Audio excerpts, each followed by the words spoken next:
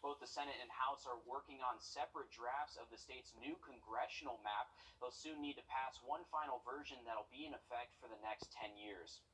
The travel surge from the holiday weekend is becoming a week-long problem for passengers. Staff shortages, weather, and the Omicron variant create chaos nationwide for people desperate to get home. By early this morning, more than 2,000 flights were canceled across the world, and nearly 800 of those had to do with the U.S. Delta says they're working to reroute and substitute some planes. The new year will also ring in a new... Thanks, Anthony. Americans report drinking more during the pandemic, and now more people are trying to cut back on their alcohol use. Changing behavior isn't easy, but as Bradley Blackburn reports, new apps are trying to help with a focus on mindful drinking. Like so many Americans, Kathy from Utah found she was drinking more during the pandemic. So earlier this year, the wife and mother of two decided to make a change. I would notice it and not feel good the next day, and just, I take care of so many other parts of my life and my body that I'm like, why am I not doing this too? In January, she started using an app from the startup Sunnyside, logging and reflecting on how she uses alcohol. I still want to be able to enjoy my limit of wine, and I'm kind of learning what that is. Women have seen the highest spikes in pandemic drinking, reporting a 41% increase in heavy drinking episodes. We're seeing a lot of stress drinking. And Sunnyside CEO Nick Allen says women make up 70% of their users. Mothers, especially around the challenges of dealing with kids and work and household. It's one of several alcohol reduction apps aimed at women's wellness. In an Instagram ad, this app promises better skin by drinking less. The goal is not necessarily sobriety, but mindful drinking, something doctors say can be beneficial. You're putting in time and energy every time you open the application, and you log the data from the day. Dr. Colin Reef says cutting back can have real health benefits, improving sleep and heart health, and apps can be a good first step. And the important thing is, if it's not working, be honest with yourself, and enter a higher level of care. Kathy, do you feel better? Yes, I do. Kathy says it's working for her. You feel better just from the moment that you know you're going to take control of your life. She says she's living fully while drinking less. Bradley Blackburn, CBS News, New York. Well, breaking news, a New York jury has convicted Ghislaine Maxwell on 5 out of 6 counts in a sex abuse case. Maxwell is the former girlfriend and close associate of the late sex offender Jeffrey Epstein. We're taking a live look from outside the courthouse now. The jury was tasked with deciding if Maxwell set up teenage girls to have sex with Epstein. Prosecutors referred to her as a sophisticated predator, while her attorney said that she is a scapegoat for crimes committed by Epstein. Again, she was found guilty on 5 out of 6 counts. She was facing charges including sex trafficking and enticing a minor. Well, electric cars are getting more popular, but they're not much good without a place to charge them. How the government wants to take the charging network nationwide. The Live 99. Electric vehicle charging stations will soon be in every pocket of America, including rural, disadvantaged, and hard-to-reach locations. That's according to the Department of Energy. Washington, D.C. Bureau reporter Kristen Casper brings us an update on the project. As part of President Biden's clean energy agenda, the administration is accelerating a plan to create a nationwide network of 500,000 electric vehicle chargers, and a new joint office of energy and transportation will lead the charge. By February 15th, Energy Secretary Jennifer Granholm says the team will release state guidance, the first step toward greenlighting more than $5 billion in funding for local governments to begin the installation process. So the money should start flowing by the summertime, and we'll start to see those charging stations all over the country. It's a crucial part of the president's clean energy agenda, but it wasn't the environmental benefits that drove this Virginia resident to purchase his electric car. Vincent Giacomino says it was the thrill, the new technology, and minimal maintenance that caused him to make the shift. You don't have to change the oil. You just have wipers, brake fluid, brakes, tires. That's about it. But he admits finding a place to plug in isn't always easy. Once you kind of make the infrastructure more comparable to gasoline or diesel, electric cars start to make a lot more sense for people. The administration's plan will likely further Biden's goal to have electric cars and trucks make up half of new vehicles sold by 2030. But right now, data from the Pew Research Center shows only 7% of Americans say they own an electric vehicle. The majority of drivers are more focused on paying for gas, as prices average above $3 a gallon heading into the new year. Reporting in Washington, I'm Kristen Casper. The money for this project was included in the bipartisan infrastructure law signed into action last month. The flag at the U.S. Capitol is on Thursday's forecast coming up in just a few minutes, Will. Thanks for that, Anthony. It was a sight to see. A tractor trailer drove off the I-20 bridge, landing in the Augusta Canal on Monday. The sheriff's office told us the driver walked away with just minor injuries, but multiple agencies have been involved to keep tabs on the water and the highway bridge. It's been somewhat of a traffic nightmare lately, with one eastbound lane closed, but as our Celeste Springer reports, lanes are back open. Well, Will, the hope is here. Thank goodness. The traffic going east is very clear out this direction. GDOT just announced that, like you said, both those lanes are open, which is such a blessing, because if you were looking at that traffic yesterday, it was nasty. And as you said before, this has a lot of agencies that were involved. So while GDOT has been working to replace the guardrail, the Utilities Department and EDP have their own work to do. The Augusta Utilities Department says they had to shut down the canal just as a precaution to make sure the water was isolated. Let's face it, a semi in the canal isn't normal for our water supply at all. They started pumping the river instead of the canal, but now things are back to normal and they'll be monitoring the water in case something changes. You might remember that the truck was carrying kaolin, though, and we're told we are actually really lucky that it was just that. Kaolin is just a different type of clay. We have kaolin throughout the watershed, so it does show up. It's very, typically when you have a high concentration in one area, you can see it, and that raises concerns for people, but it's inert. And coming up at 6 o'clock, I'm working on a full story. I'm talking to one of the tow truck drivers that was down there getting that semi out of the water. It's a lot harder than you might actually originally think, and it's not his first time doing that either. All right, thanks for that, Celeste. Just in the past hour, a New York jury has convicted Ghislaine Maxwell on 5 out of 6 counts in a sex abuse case. Maxwell is the former girlfriend and close associate of the late sex offender Jeffrey Epstein. She was facing charges including sex trafficking, enticing a minor, and conspiracy. We're taking a live look from outside the courthouse now. Prosecutors referred to her as a sophisticated predator, while her attorney said that she is a scapegoat for crimes committed by Epstein. Again, she was found guilty on 5 out of 6 counts. Federal health officials expect COVID cases, hospitalizations, and deaths to increase in the coming weeks as infections in the U.S. hit a record high. Today, University Hospital says they had to stop accepting patients yesterday earlier than normal because of an influx of patients testing positive. They say fewer of those patients need to be hospitalized, but they say we haven't reached that peak yet. As Deborah Alfarone reports, despite the surge, the CDC is recommending a shorter isolation period. Just a day after U.S. COVID cases hit the highest one-day total of more than 400,000, the CDC is defending its decision to slash the recommended isolation period for those who test positive from 10 days to 5. We are standing on the shoulders of 2 years of science. We know that after 5 days, people are much less likely to transmit the virus, and that masking further reduces that risk.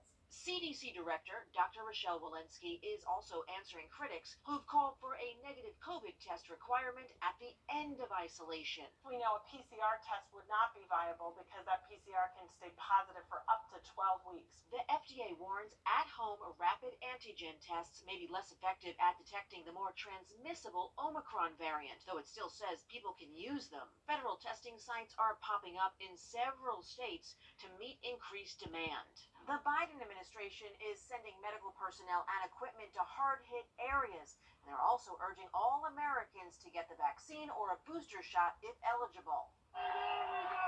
Plans are underway for a smaller crowd at New York's New Year's Eve ball drop, while some cities such as Atlanta and San Francisco are canceling public New Year's Eve events. Here in Washington, the Smithsonian announced it will close several museums until January 3rd due to the increase in infections among staff. Deborah Alfarone, CBS News, the White House. Dr. Anthony Fauci says plans for small family gatherings this New Year's Eve with people who are vaccinated should be fine. However, large celebrations with lots of kissing and hugging this year, Dr. Fauci says, not a good idea. Well, panic over the holiday weekend after gunshots erupted in Midtown Atlanta. The GBI says there was an argument between two groups of people Sunday night in the shopping center Atlantic Station. 911 calls describe more than 100 young people starting fights all over the place. They described the scene as out of control. Police say one person got shot, but they were taken to the hospital in stable condition. Witnesses who heard the chaos described the scene. We heard something that sounded like fireworks. I know that sounds generic, but they happened really quick, and that's how I knew it was at least 6, 8, 10 shots. I mean, it was quite a few. Yeah, I don't know. In terms of going back, probably not at night. It's not the first time something like this has happened. Just over a year ago, more than 300 teens got into a fight that left one hospitalized. The entertainment complex has a 6 p.m. curfew for anyone under the age of 18. The wife of South Carolina lawyer Alec Murdaugh left all of her property to him in her will, years before she and her son were mysteriously murdered. Maggie Murdaugh signed her will back in 2005, and it could mean that Alec is now the owner of nearly 2,000 acres in Hampton and Colleton County. Maggie and Paul Murdaugh were found shot multiple times back in June at the family's home not too far from Charleston. Since then, Alec has been at the center of a storm of allegations, including a murder-for-hire plot and money misuse, and he's now behind bars in Richland County. One of pro football's most important and recognizable figures of the last 50 years died yesterday. John Madden was 85 years old. He became a household name in the broadcast booth, spending 30 years with 4 different networks, working 11 Super Bowls, and winning 16 Emmy Awards. But younger fans probably know him best for Madden NFL. The video game series sold more than 130 million copies. But John transcended a lot of things. You know, obviously his success as a coach, a lot of this new generation's not even aware that he was a coach.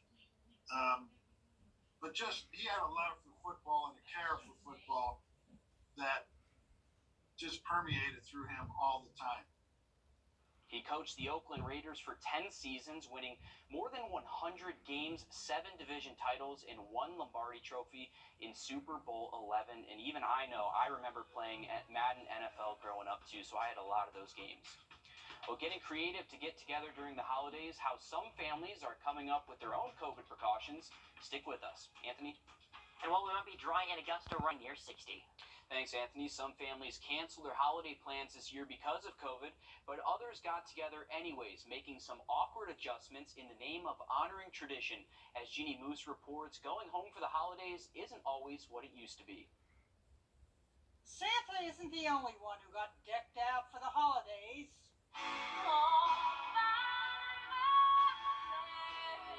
Nothing shameful about the COVID Christmas hut of shame, unless you're a brother teasing your sister while making it possible for her to join in the festivities. Best brothers ever, someone posted. Y'all still gonna get it, commented someone else. But the Griswolds weren't the only ones not letting a positive COVID test turn the holiday negative. Ooh, Beck, let me in. Oh my God, no, do not let her in. Even Dad got into the teasing as Maddie Haynes donned something called the under-the-weather shield that her mom bought on Amazon at the beginning of the pandemic. Some people are like, can she breathe? The Texas family had Christmas dinner outdoors. It was my sister's idea. She wanted to be in the shield. Hey guys, look what I found, you know, why don't I put this on and we just stay outside? And this guy, Anthony Herda, just stayed outside the window at his Michigan family's home. Cake and presents were left outside for him like cookies for Santa.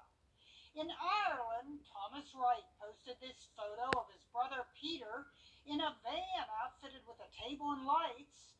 Peter had a close COVID contact, so he just pulled the van up to the window and dined alongside the others gathered inside. It's a weird holiday, being handed presents using a grab-it. Grabs where you can't reach. In hopes COVID can't reach the rest of the family. Ginny Moose, CNN, New York. Well, there's one thing the pandemic has done or taught all of us is how to get creative with things. Can't blame them too much. Well, you probably already have a favorite way to stream music, but what happens when you can't decide what to listen to? Coming up, a unique way to dip into radio broadcasts from around the world. The line is a Jim Hudson Acura for attractive offers on a TLX. Well, if you love music, you probably have a favorite way to stream music on your phone like Spotify, Apple Music, and Amazon. They all stream music that you choose. Well, one app lets you listen to music from places you've never been. Jamie Tucker introduces us to one of his apps of the year. I like Spotify, Pandora, Apple Music just as much as the next guy, but admit it, it gets a little boring listening to the songs you program, and there's something special about listening to the radio. So check out this app called Radio Garden. The app displays a 3D globe of the world that spins as you drag your finger around it. All those green dots represent radio stations live on the air. By zooming in tighter, you can tune in a station just by dragging this circle. Watch. This is a radio station in Athlone, Ireland, playing the Rolling Stones. Turn the world toward Europe, and Italians in Bologna are listening to Bellondi. And I stumbled on a radio station in France playing all reggae all the time. It's a fascinating turn of the world, really. Tens of thousands of radio stations broadcasting. Radio Garden is based in Amsterdam, and the team is constantly planting seeds, as they put it, adding more stations in more cities, like this station near the top of the world in Greenland. I needed to Shazam this catchy tune, and this morning drive time DJ in Iceland. See you soon. You'll find stations of all genres, and it's fun dropping in on other cities around the world. Plus, you're going to learn a little about geography. I'm Jamie Tucker, and Radio Garden is one of my apps of the year.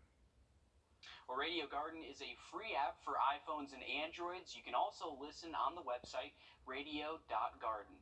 Well, teachers and bus drivers in South Carolina could get a raise. The Department of Education is looking to increase teacher salaries by 2% regardless of experience. They also want to give 5% increases to bus drivers, and there were more than 1,000 teacher vacancies in South Carolina to start this year, and the state is down 700 bus drivers. The Department of Ed says increasing pay will address one piece of the puzzle behind the shortage. We want to raise salaries here to put us in line with the Southeast, but we want to continually make advancements towards getting to that national average as well. The 2% teacher pay increases comes in addition to the annual step increase they receive for each year of experience. The bus driver pay hike would raise a minimum pay to at least $8.86 an hour. Despite a rise in COVID cases, a lot of local businesses are still planning to host their New Year's Eve celebrations. In downtown Augusta, Soul Bar, Garden City, Le Chat Noir, Soleil, and Joe's Underground all have events. Over in North Augusta, Southbound Smokehouse has an event, and the Royal Aiken Knights will host an event at the Municipal Building. If you're looking for a ball drop, Cafe Science in Aiken is bringing in the new year with their makeshift ball. The event starts at 11:15 at the Old Aiken Post Office on Lawrence Street. We've got a list of events on WRDW.com. Just search New Year's Eve. Anthony? Unfortunately, we are expecting some showers for... Online at MiltonRubinToyota.com. RideBaby.com. Click, click. From our team to yours, Merry Christmas and a Happy New Year. A Colorado town has 2 new mayors, but only one of them can be considered man's best friend. Newly elected Mayor Kyle Schlachter says he's knocked on every door in the city of Littleton at least one time. So imagine his surprise when just days into his term, another campaign for mayor started up. That would be this guy, Murdoch the Basset Hound. His campaign was all to draw attention to historic preservation in Littleton. more than 6,000 votes. 6,000 were cast in the dog mayor election. That's half of the total number in the actual mayor election, Anthony. Half of the people voted for this basset hound. And how could you blame them, though? Look at this guy. He's got his hat on and everything. He's ready to go. Look at those ears. I know. Look how big those ears are. Pretty much draping on the ground. And he's got a hat, too. You can't blame him. Yeah, he got the hat on for sure. Distinguished gentleman there. All right, well, as we continue on through this